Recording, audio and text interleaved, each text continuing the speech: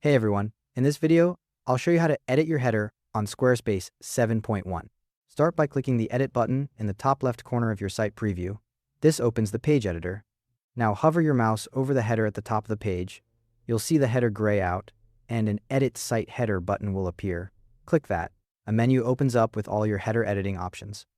If you want to add or remove elements like a call to action button, social links, or a cart icon, click Add Elements on the left-hand side. You'll see toggles for each element, just switch them on or off. The header updates in real time so you can see how it looks.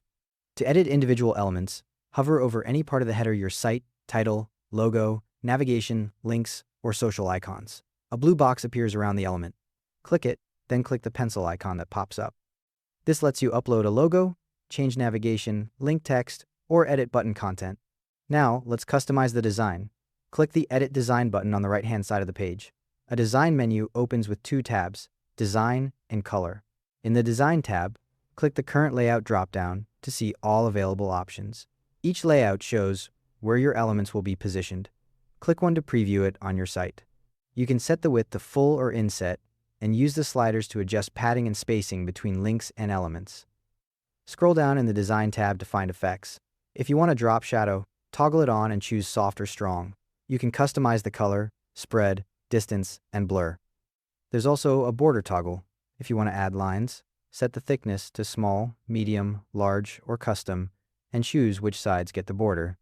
If you want a sticky header that stays visible when someone scrolls, turn on the Fixed Position toggle. An additional option appears for Fixed Header Style. Set it to Basic to keep the header always visible, or choose Scroll Back if you want it to appear only when someone scrolls back up.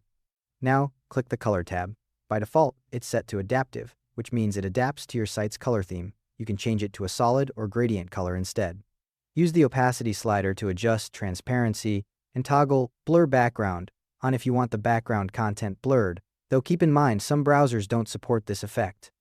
If you want different settings for mobile, click the mobile icon in the top right corner.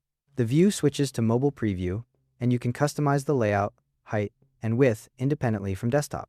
Click View menu, then Edit Design to adjust the mobile menu's alignment, link spacing, and color theme. When you're done, click Save to keep your changes. If you want to exit the editor completely, click Exit, then Save. The header you just designed appears on all pages of your site. Preview it on both desktop and mobile to see how everything displays. To rearrange navigation links later, click the navigation element, hit the pencil icon, then drag the links into your preferred order. That's everything you need to do. Thanks for watching.